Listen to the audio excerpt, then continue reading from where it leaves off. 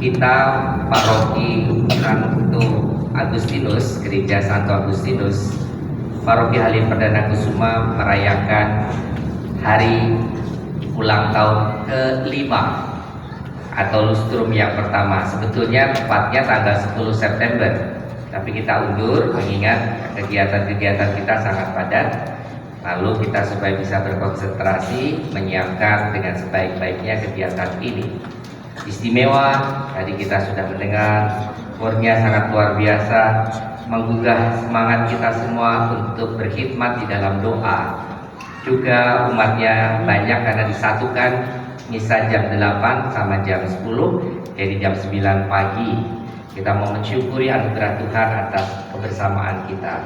Romonya juga ada 3. Tadi dikatakan Romo yang memimpin Ekaris adalah Romo Yos Bintoro, tapi kita balik ya supaya nyata perbedaan. Kalau di gereja Katolik itu tidak ada pangkat, ada Romo kepala, ada Romo wakil kepala, nggak ada.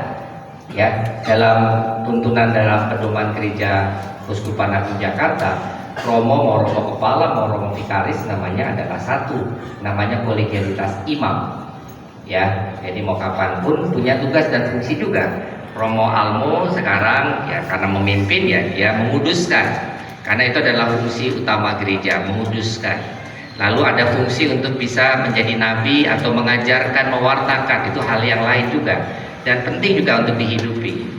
Dan yang terakhir juga adalah untuk bisa mengembalakan, memberikan berkat dan doa. Nanti itu tugasnya dari Romo Aris.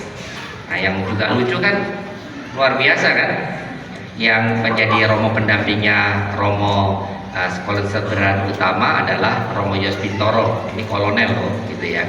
Dan yang sampingnya juga adalah Romo Aris, ini letnan 2 loh, gitu ya. Jadi kolonel dan letnan 2 mendampingi Romo Almo. Jadi Romo Almo bisa diketahui kalau di pangkatnya tentara apa, begitu kan.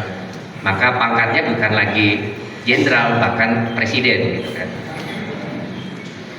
Bintangnya 7. Maka bisa dilihat sekarang rupanya Romo Almo udah nggak seperti orang Batak, tapi seperti orang Korea Utara, ya. Seperti Kim Il Sung gitu ya, atau Kim Jong Il, ya. Supaya jelas bahwa kita itu semua satu keluarga besar dan itu penting sekali. Ya, kita itu bersekutu di dalam ulang tahun perkawinan ya. Karena ilustrasi saya itu kalau ulang tahun itu ada ulang tahun keluarga, perkawinan, ya, lalu juga menghadirkan kebersamaan dengan keluarga. Sangat berbeda ya. Jadi kalau kita ulang tahun itu kan selalu diundang keluarga, sahabat, suasananya penuh sukacita, ada doa bersama, ada makan bersama, dan memberi hadiah, bahkan sekedar kebersamaan sederhana pun terasa indah. Ya. Hari ini kita juga demikian, ya. Kita sekarang doa bareng, ya. Lalu nanti kita makan bareng, karena makan bareng juga Tuhan Yesus saja mengajak kita itu untuk doa bersama dengan makan bareng, ya. Lewat Ekaris itu kan makan bersama, dan itu sangat sangat dalam artinya. Maka kita juga mau merasakan makan bersama yang dihadirkan oleh UMKM dari paroki yang digagas ya sudah oleh bidang persekutuan sosial ekonomi, ya. Kita juga bisa hadir di sini, juga terima kasih ini dihadirkan sekarang suasana gereja ya sudah diperbaiki kanan dan kiri, sekarang sudah lebih manusiawi, ya ada tempat yang lebih rapi, ada keramiknya, kemudian dibuat sesuatu yang lebih baik, ya, untuk memberikan pembaharuan. Dan pembaharuan itu kan sebetulnya pembaharuan batin kita untuk bisa jalan bersama itu. Jadi terima kasih juga panitia yang sudah menyiapkan kegiatan ini. Tidak lupa nanti jangan langsung pulang, ya, karena nanti ada hadiahnya juga, ya. Hadiahnya ada kunci rumah atau kunci sepeda, nggak tahu saya, ya. Tapi saya kemarin lihat kok ada barang-barang bagus-bagus nih untuk hadiah Romo. Wah, kayaknya nanti jangan langsung pulang, ya.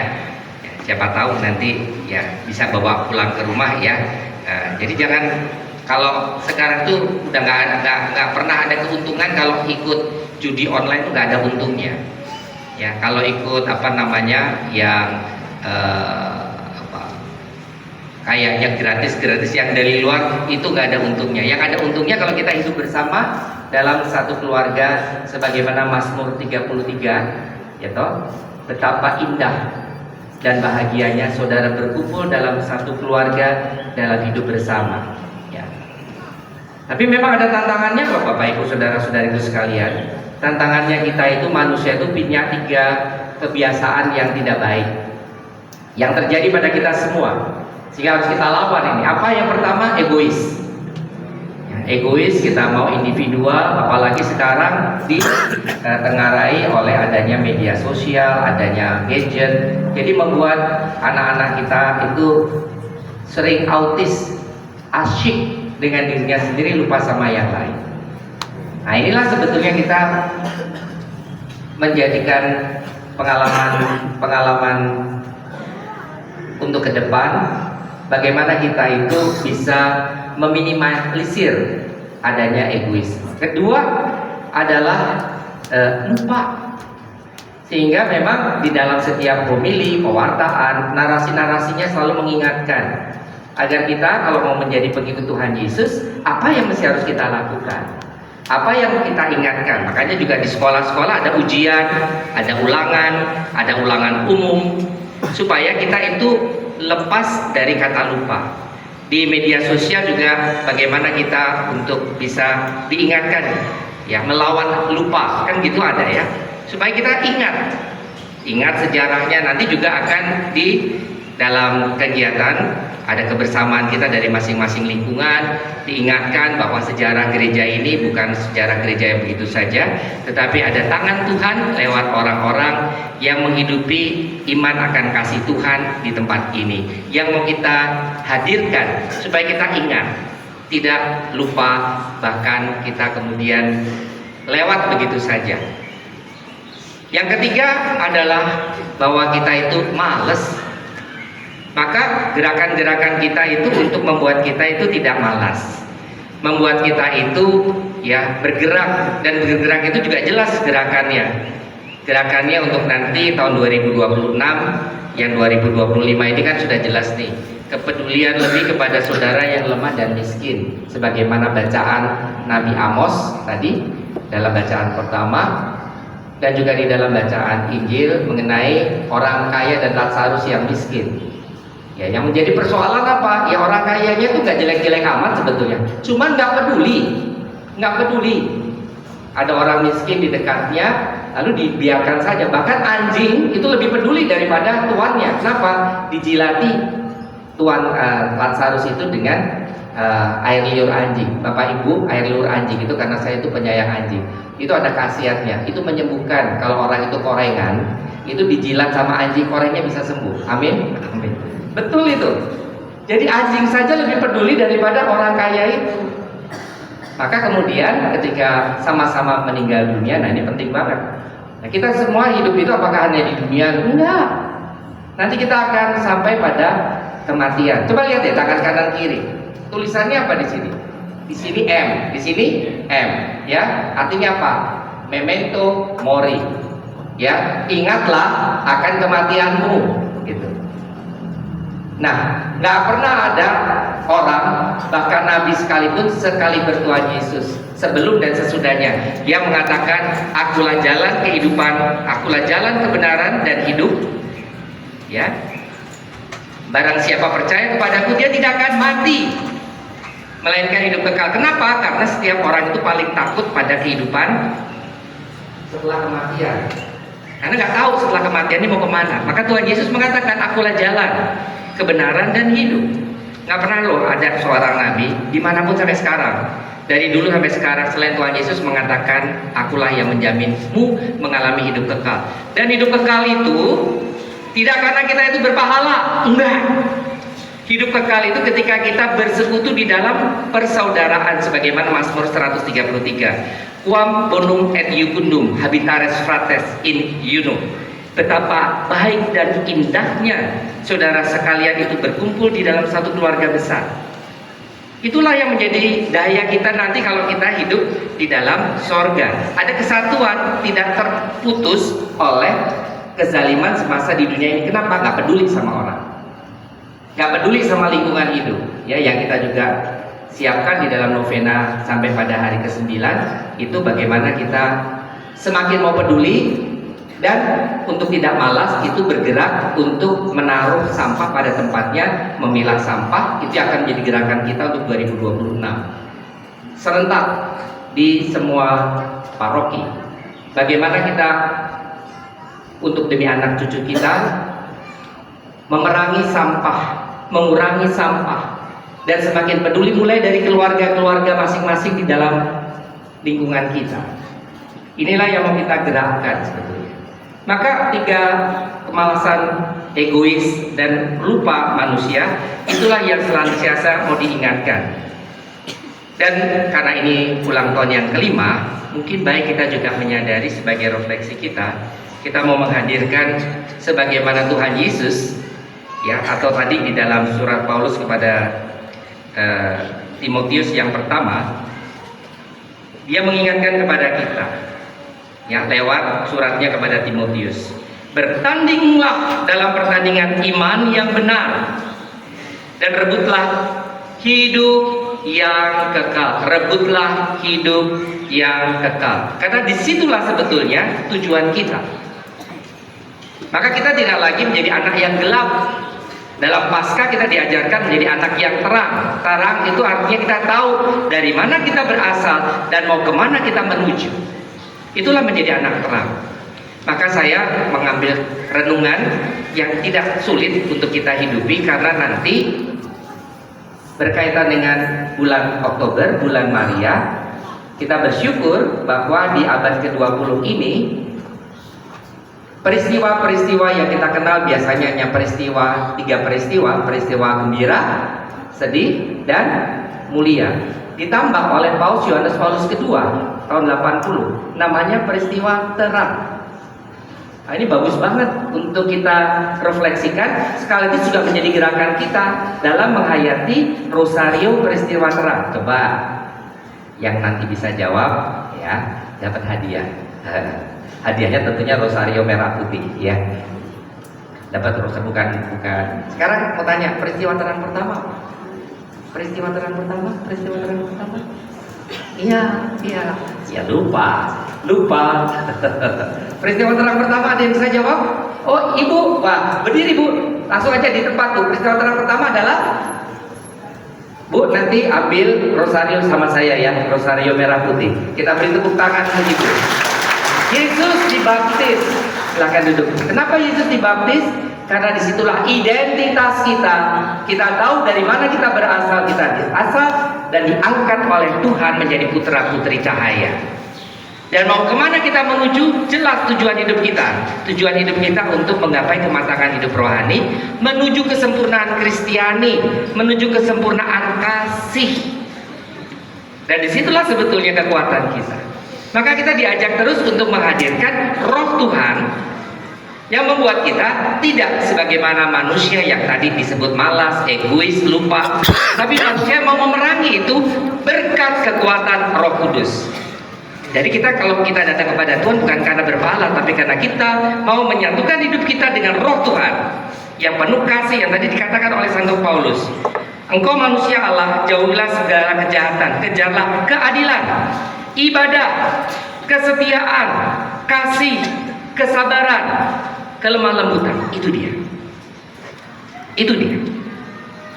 Kita diajak untuk dalam baptisan menghadirkan kuasa roh untuk lemah lembut, suami istri mengampuni dan memaafkan. Itu hebat loh, seorang ustadz saja yang terkenal di media sosial, ya.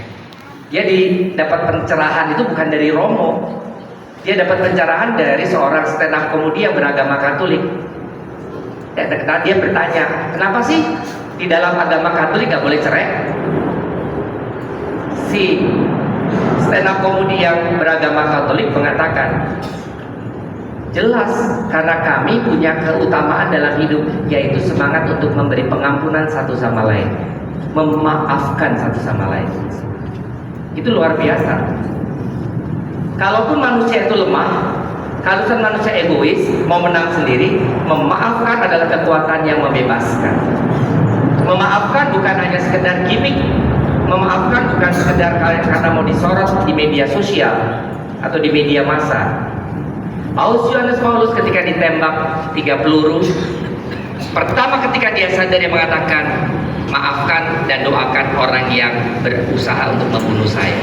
Dan 3 tahun kemudian dia mengunjungi penjara Rebibbia di Roma, Italia, untuk mengunjungi Mehmet Ali Aga, dan dia peluk Mehmet Ali Aga. Aku mengampunimu. Kalau memang ada persoalan pidana perkara hukum, biarlah itu secara manusia, tapi secara hukum positif. Tetapi secara manusia, saya mengampunimu. Dan Mehmet Ali Aga menjadi Katolik.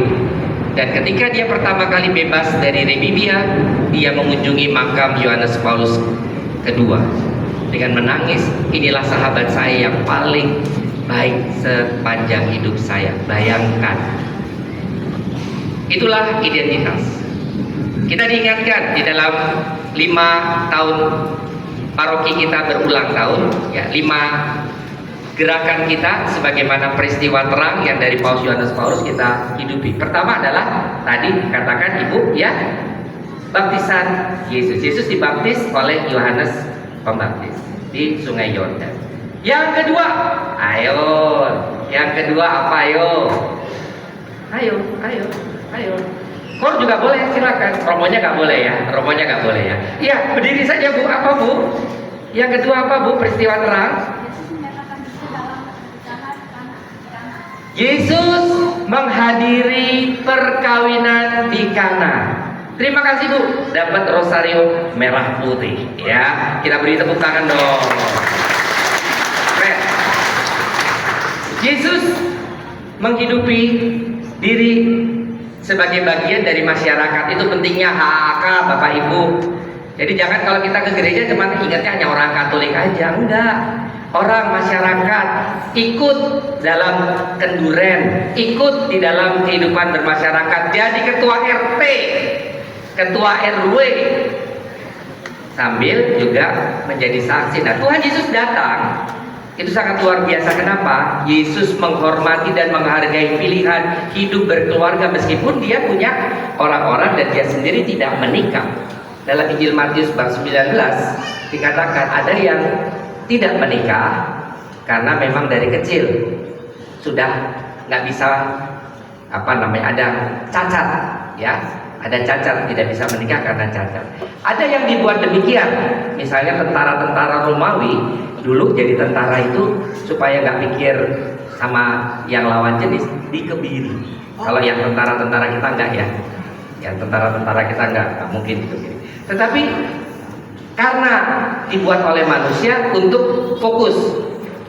Tapi Tuhan Yesus mengatakan dalam Injil Matius 19, ada yang tidak menikah terdorong karena ingin melayani Tuhan, mewartakan kerajaan Allah karena Roh Kudus. Nah, itulah itu Presiden Korea Utara kita gitu ya. Lalu Romo Aris, ya, meskipun jadi tentara seperti Romo Yos, tetap yang pertama memuliakan Tuhan, bukan jadi tentaranya. Ya, betul ya Romo ya, setia sampai akhirnya sebagai pastor ya. Ya, siap. Oh, itu dia. Itulah sebetulnya pilihan hidup yang menunjukkan kita kalau kita itu bekerja fokus. Sebagai imam ya harus fokus untuk melayani umat. Sebagai suami istri harus fokus untuk mendidik anak secara Katolik, sehingga perkawinannya harus beres.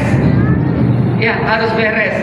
Yang belum beres segera datang ke Romo Almo, ke Romo Yos, ke Romo Aris untuk segera bisa dibereskan perkawinannya. Ya, karena apa? Itu pilihan kita untuk menjadikan kita itu hidup bisa bersosialisasi dengan baik. Hubungan kita dengan Tuhan yang baik akan juga menjadi kualitas hubungan baik kita dengan orang lain di tengah keluarga, di tengah lingkungan dan masyarakat. Jangan malah sebagai dewan paroki misalnya, pengurusnya malah berselisih paham. Jangan. Nah, kita ini kekuatan kita daya roh dan kita anak-anak terang. Sehingga yang kedua ini penting. Ketika Yesus mengunjungi perkawinan di Kana, ada mukjizat. Karena apa? Karena kerendahan hati orang-orang yang mau mendengarkan Bunda Maria. Ingat itu Bunda Maria. Ya, kita bukan berdoa pada Bunda Maria, tapi kita mohon supaya Bunda Maria mendoakan kita. Itu penting. Jadi jangan salah. Kalau kita itu berdoa lewat Bunda Maria, supaya Bunda Maria itu yang mendengarkan doa kita, membantu kita meneguhkan karya Roh Tuhan di dalam hati kita. Itulah pentingnya peristiwa terang kedua, Yesus mengunjungi perkawinan di Kana yang di Galilea. Yang ketiga, wah, yang tentara dulu ya Bu ya. Ya, yang ketiga apa? Berdiri. Wah, ini tentara kita. Wah. Ya.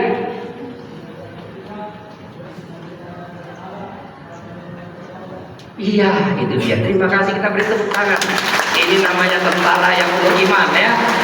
Kita bersyukur, keren kan ya. Yesus mewartakan kerajaan Allah dan menyerukan pertobatan dengan bahasa kasih. Beda sama Yohanes Pembaptis, kapak sudah disiapkan. Yang tidak bertobat akan dipotong. Tuhan Yesus tidak mengatakan begitu. Tuhan Yesus menghadirkan pertobatan dengan cara tergerak oleh belas kasih. Nah, itu dia. Maka kenapa ada suster-suster, namanya masih ada suster-suster belas kasih. Kenapa? Mereka itu menghadirkan diri tidak menikah untuk memberikan pelayanan karitatif dari orang yang nggak dipedulikan, orang yang yatim piatu. Suster karyanya boleh diketahui, suster karyanya apa ya? Mewartakan kerajaan Allah. Biar kita tahu suster dari mana. Ya, supaya karena kita jarang loh didatangi suster-suster, ya. Baik suster, perkenalkan dari suster mana, lalu kegiatan tugas pewartaannya apa? Silakan.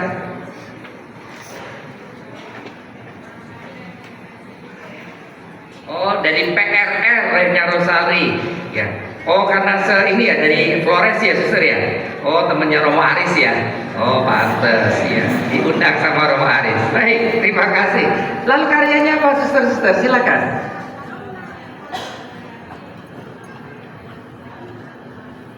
Karya sosial panti asuhan,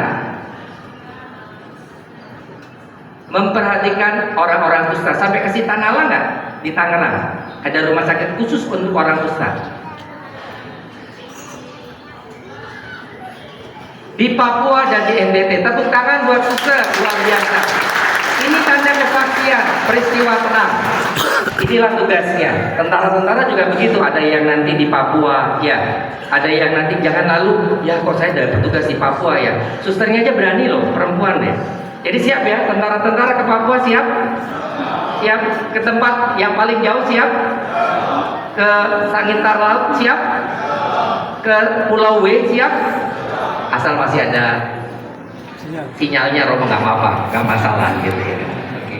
Kita beri tepuk tangan, ini luar biasa. Kesaksian gereja bukan hanya pada para imam-imamnya, tetapi pada seluruh umat. Sebagaimana peristiwa terang yang ketiga, Yesus mewartakan kerajaan Allah dengan pertobatan. Itulah kesaksian kita. Itu yang ketiga. Yang keempat, wah, anak kecil, luar biasa. Yesus menampakkan kemuliaannya di Gunung Tabor. Nanti dapat ya. Ingat ya, datang semua ke Romo Yos ya, minta rosario merah putih ya. Luar biasa. Kamu kok hebat, anaknya siapa kamu ini? Wah, luar biasa. Oh, bapaknya ini memang aktivis gereja ya. Luar biasa. Jadilah Yesus supaya kita itu kan, Yesus kan bilang setelah, menurut katamu siapa aku ini? Engkaulah Mesias Putra Allah. Bilangnya bukan pada para orang lain, tapi para muridnya. Kita adalah murid Yesus, kita bukan hanya pengikut, kita murid Tuhan Yesus. Dan kita juga berani mengatakan, Engkaulah Mesias Putra Allah. Setelah itu Yesus mengatakan, aku akan menderita, disesah dan dibenci oleh imam-imam kepala, ahli-ahli Taurat, dan aku akan wafat. Memang Petrus menarik Tuhan Yesus. Jangan Tuhan, jangan katakan itu, karena kita memang itu, kita males untuk susah. Tapi Tuhan Yesus di dalam kemuliaannya mau menunjukkan bahwa kalaupun kita menderita, Tuhan tetap menghadirkan kemuliaannya sesaat. Kita diajak ke Gunung Tabor bersama-sama untuk melihat bahwa Yesus bukan manusia biasa. Dia adalah anak Allah dan dihormati oleh nabi-nabi yang terkemuka, Musa dan Elia. Itulah kenapa peristiwa terang itu menjadi penting buat kita di dalam kehidupan kita yang penuh persoalan, masalah, tantangan, rintangan, hutang, ditipu orang, dikhianati. Kita tetap percaya ada saat di mana Tuhan menampakkan kemuliaan-Nya. Tuhan menampakkan kekuatannya. Kamu tidak sendirian. Kamu ada bersama-sama denganku. Sehingga kamu tidak perlu takut ketika kamu menderita. Maka Tuhan Yesus tidak hanya kemudian menampakkan kemuliaannya, Dia menunjukkan kepada para muridnya untuk ke bawah, untuk kembali ke masyarakat, untuk menghidupi tugas, panggilan, dan perutusannya. Maka kita diajak sebagaimana gereja dan hidup dalam berparoki yang kelima ini, terus juga mau turun ke bawah, mau keluar dari zona nyaman kita, mau duk in altum, bertolaklah ke laut yang dalam, agar dengan demikian kita juga boleh memperoleh rahmat Tuhan. Dan kekuatan kita terakhir adalah peristiwa terang yang kelima. Siapa? Nah, biar prodiakonnya. Oke, prodiakonnya. Ayo prodiakon berdiri. Yesus menetapkan Ekaristi. Kita beri tepuk tangan pada prodiakon kita. Prodiakon kita, meskipun dia tentara, dia prodiakon, dan dia tetap hidup untuk tidak menikah. Itu ya luar biasa ya. Kita beri tepuk tangan ini. Wah. Maka kemudian kekuatan kita apa? Ekaristi. Bapak Ibu, saudara-saudari sekalian, rahasia misteri dari kekuatan iman kita adalah Ekaristi. Saya Romo Yos Bintoro, Romo Almo, dan Romo Aris. Ya, kerap kita sharing tentang kalau misa pagi berapa orang yang hadir. Saya bersyukur di akhir-akhir ini sudah di atas 23. Kita beri tepuk tangan ya. Orang-orang sudah mulai misa harian. Ya, karena apa? Bapak Ibu saudara-saudara, jujur ya. Dari kecil pengalaman saya, kalau saya ikut ekaristi harian sama tidak ikut ekaristi harian beda. Ikut ekaristi harian itu kerja saya kok lebih ya, semangat belajar saya lebih kuat ya, hubungan saya sama teman-teman lebih baik. Saya merasakan itu sejak SD, sehingga saya itu sudah fanatik sejak SD. Saya itu ikut misa harian. Saya menghimbau, saya juga mengajak, karena disitulah sebetulnya misteri kekuatan dan panggilan kita. Nggak mesti harus jadi romo, nggak mesti harus jadi suster, tetapi menjadi orang baik, orang yang punya kekuatan di dalam profesi, bahwa di dalam tugas dan pelayananku aku ada bersama dengan Tuhan, karena kurban Ekaristi yang dijanjikan Kristus itu memberikan kita kekuatan dan daya setiap hari, memberikan makanan dari paga bagi para peziarah, bagi para musafir. Dan dalam Ekaristi, sebagaimana nanti Romo Almo yang mengangkat dan kemudian dipesahkan, itu kita juga mesti menjadi roti yang diremah. Kita siap dibagi-bagikan menjadi berkat bagi orang lain. Maka Bapak Ibu, saudara-saudariku sekalian, kita hidupi 5 tugas gereja kita dalam peristiwa terang. Bukan hanya di dalam rosario saja, tetapi rosario ini menguatkan kita agar Bunda Maria juga mendampingi kita, agar semangat kita diibui oleh Bunda Maria yang menghadirkan kuasa Roh Kudus yang diambil dari Tuhan. Karena Tuhan mengatakan, Yesus mengatakan, ibu inilah anak. Dan kepada para murid dia mengatakan, inilah ibumu. Dan Bapak Ibu, kekasan dari gereja kita, ikoniknya apa? Bunda Maria itu ada di dalam mosaik gereja kita. Pada saat Pentakosta, itu Bunda Maria bersama para 11 rasul. Itu ada Roh Kudus, lalu di atasnya ada Tuhan Yesus yang naik ke surga. Di atasnya ada tangan Bapa yang memberikan berkat kepada kita semua. Inilah Trinitaris dari Santo Agustinus yang menjadi pelindung dari gereja kita, yang dihidupi dan diikoni di dalam paroki Halim Perdana Kusuma ini. Maka Bapak Ibu saudara sekalian, selamat menghidupi ulang tahun dan pesta nama dan juga pesta paroki kita. Kita juga mau menghidupi juga pelayanan kita satu sama lain. Selamat ulang tahun, salam sehat, berlimpah berkat. Amin. Kita bangkit berdiri untuk menyatakan iman percaya.